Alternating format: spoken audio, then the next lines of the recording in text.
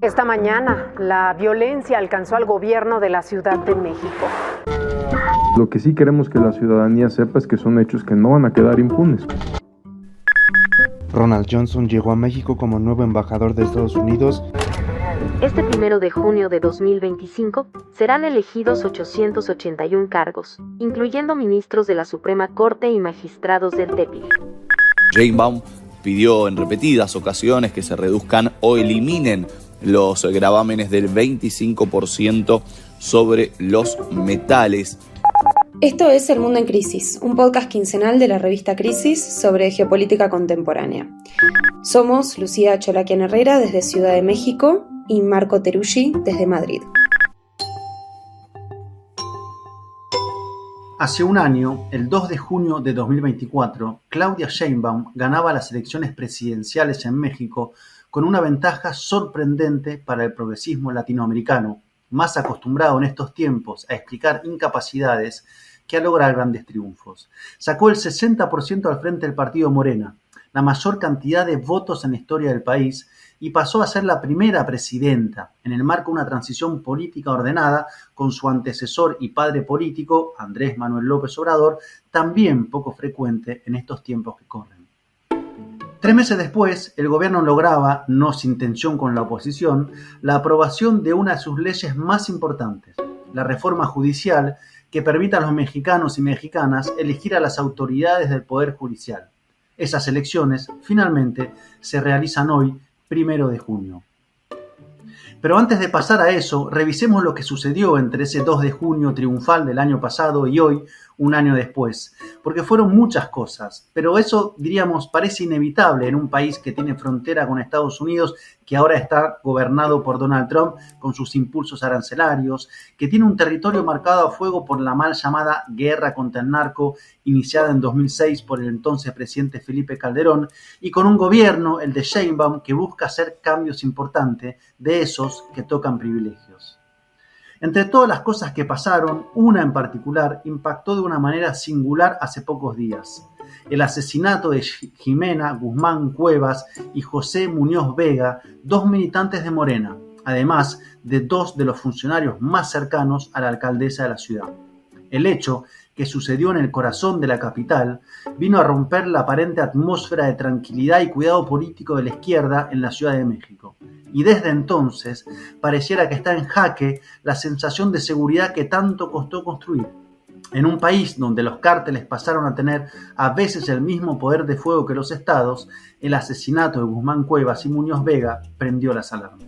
Hagamos primero un zoom sobre lo que ocurrió.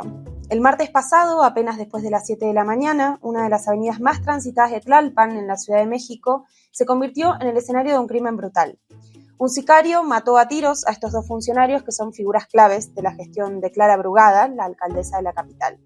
Guzmán Cuevas era su secretaria particular y Muñoz Vega, coordinador de asesores y además el enlace directo con el secretario de Seguridad de la Ciudad de México. Fue un golpe directo al núcleo del equipo. La presidenta, ante el hecho, anunció la apertura de investigaciones y pidió paciencia para esperar los resultados.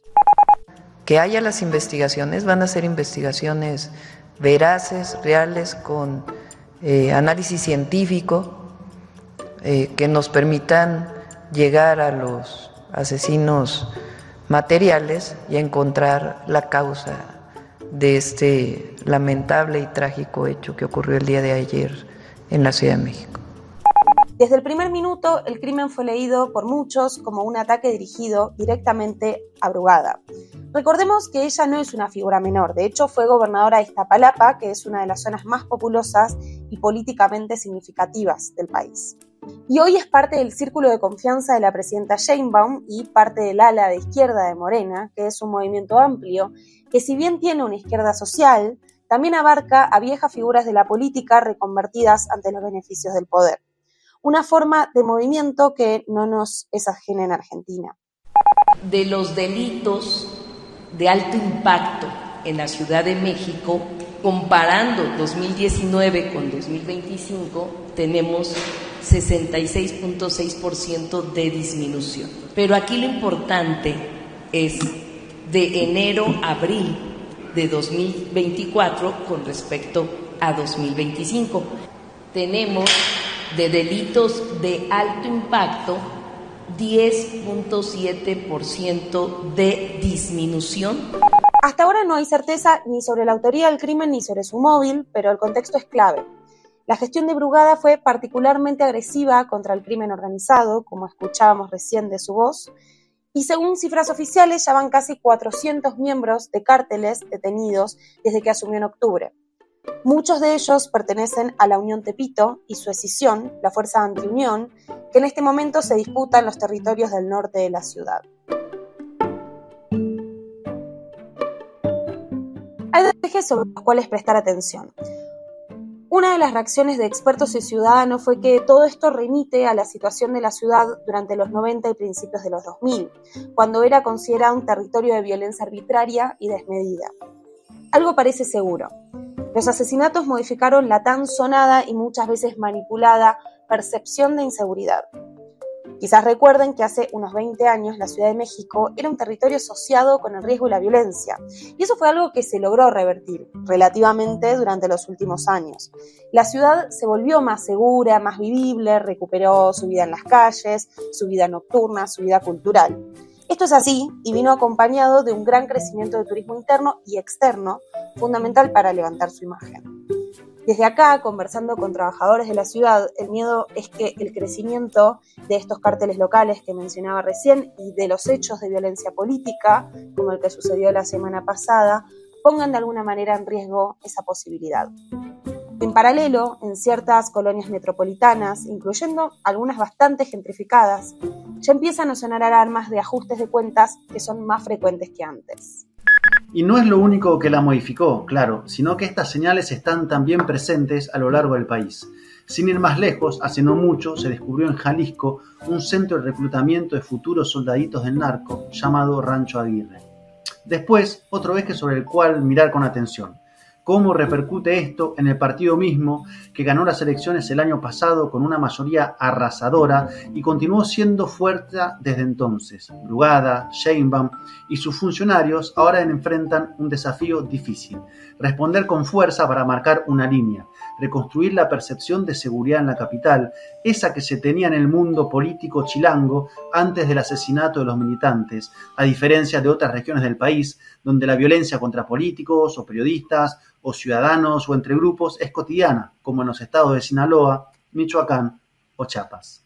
Hablamos con Celeste Tosolini, es una politóloga argentina que vive en México y que estudió acá y trabaja en comunicación también en el Congreso, para que nos explicara un poco cómo esta agenda de crecimiento de violencia está interactuando con el contexto político y qué dice de alguna manera del estado del partido. Para entender cómo impacta la violencia en la agenda pública mexicana, yo creo que primero hay que asumir algo fundamental. La violencia nos duele, nos indigna, pero esto no es nuevo en México. México convive con una crisis de violencia desde hace décadas y en particular desde el año 2006, cuando el entonces presidente Felipe Calderón declaró la llamada guerra contra el narcotráfico. Solo para graficar esa época, recordemos algunos números. Los homicidios dolosos pasaron de casi 10.000 en el 2007 a más de 27.000 en el año 2011, según los datos oficiales del INEGI. O recordemos que el secretario de Seguridad que encabezó esa política, Genaro García Luna, fue condenado por una corte en Nueva York a 38 años de prisión por colaborar durante 2 décadas con el cártel de Sinaloa. Es una herida muy conocida por la ciudadanía que no permite olvidar tan rápido el pasado tan reciente. La manera del gobierno actual ha sido no negarla, al contrario, la reconoce, la ha atendido de forma operativa y ha mantenido una política distinta que se ha basado en combatir las causas, no solo los efectos de la violencia. En ese sentido, el enfoque lo podemos dividir más bien en 2 tiempos, ¿no? Con Andrés Manuel López Obrador se sentaron las bases de una política centrada en atender las causas sociales de la violencia. Con Claudia Sheinbaum hoy esa raíz se mantiene, pero sostengo se avanza con mayor firmeza. Un mayor énfasis en el fortalecimiento institucional y la acción estratégica contra el crimen organizado. En 7 meses de la administración de Claudia Sheinbaum se han detenido más de 20.000 personas por delito de alto impacto, el homicidio doloso se redujo en 25%, se han asegurado 154 toneladas de drogas y más de 10.000 armas de fuego. No es que vivamos en paz, afirmar eso sería una falta de respeto para miles de víctimas. Pero sí, sostengo, se continúa frenando una espiral que parecía imparable en este país. Salgamos de la violencia que cuesta tanto resolver en México y adentrémonos a la elección judicial de hoy, convertida en una de las principales banderas de cambio de la Cuarta Transformación, como Morena se refiere a su proyecto político. Fue un debate todo menos tranquilo en el Congreso, donde Morena tiene la mayoría y en el que incluso opositores entraron al Senado mientras se estaba debatiendo la ley.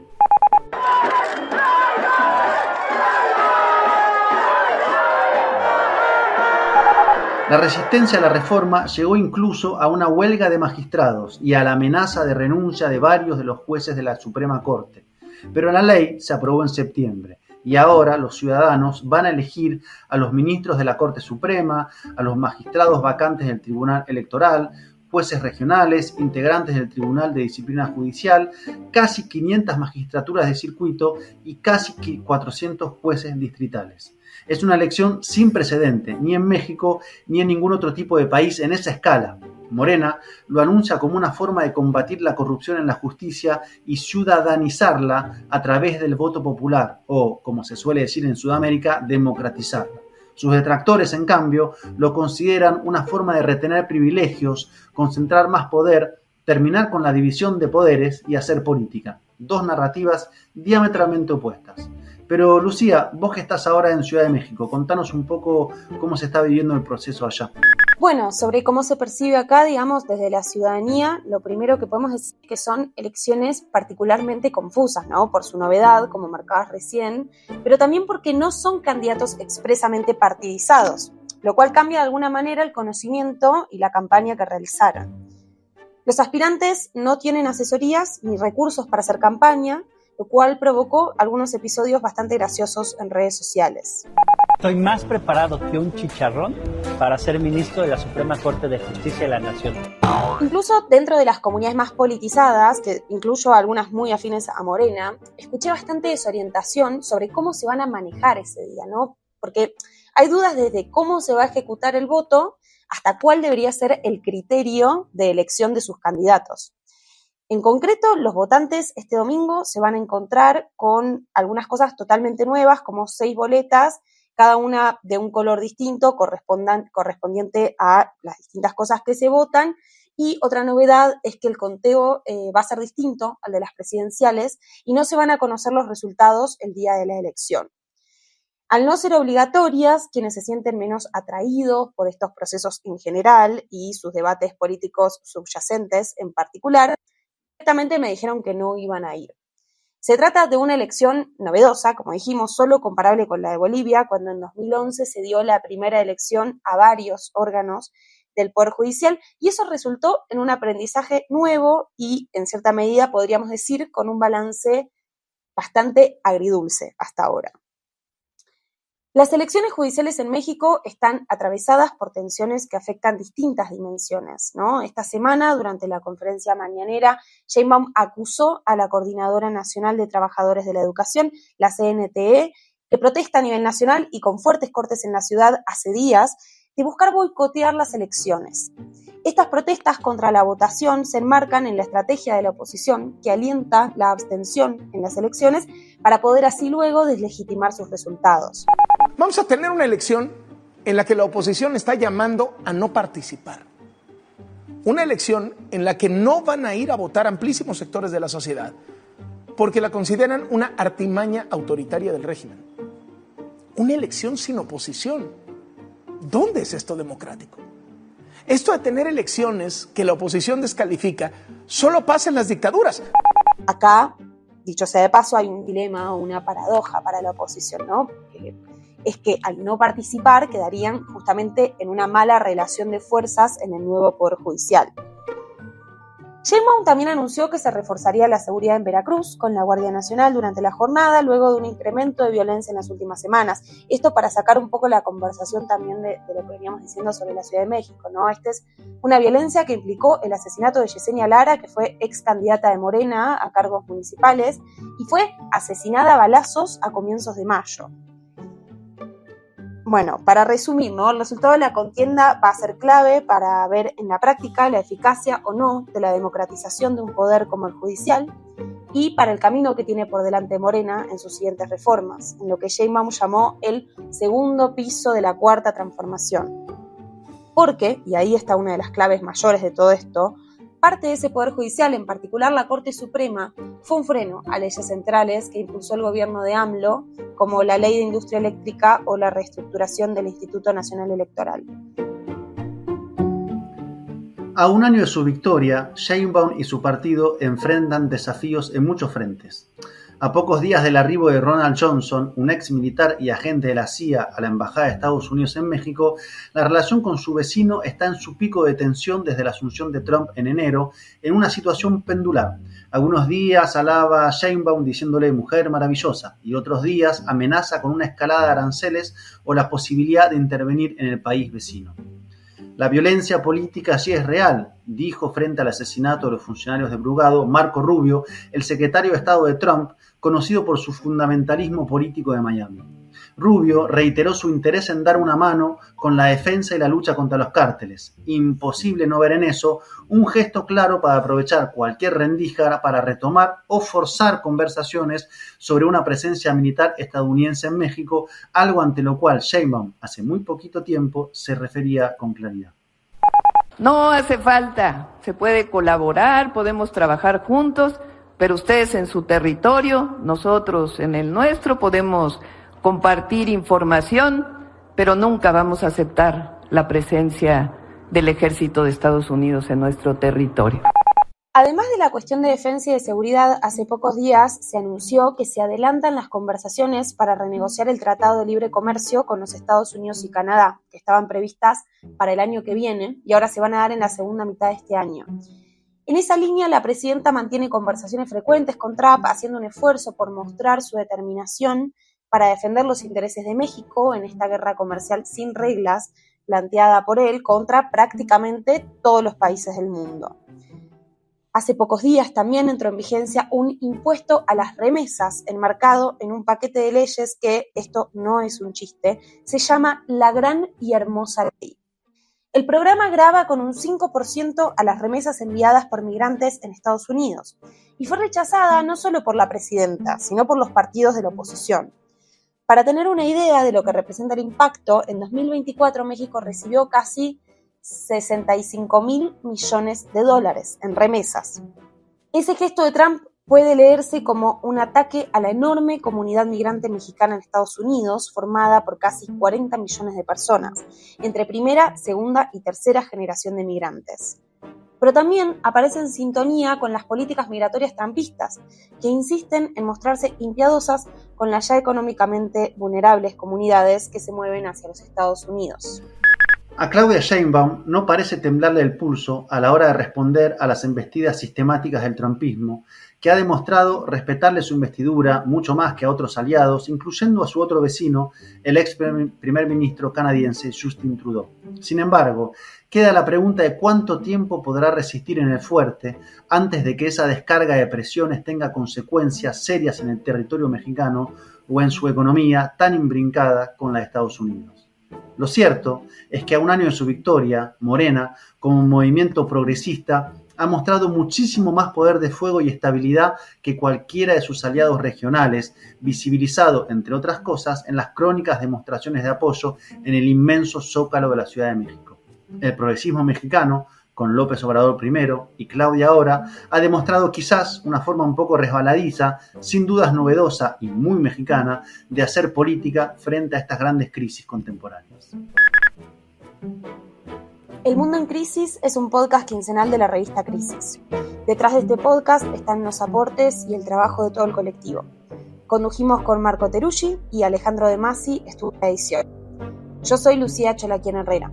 Nos vemos la próxima.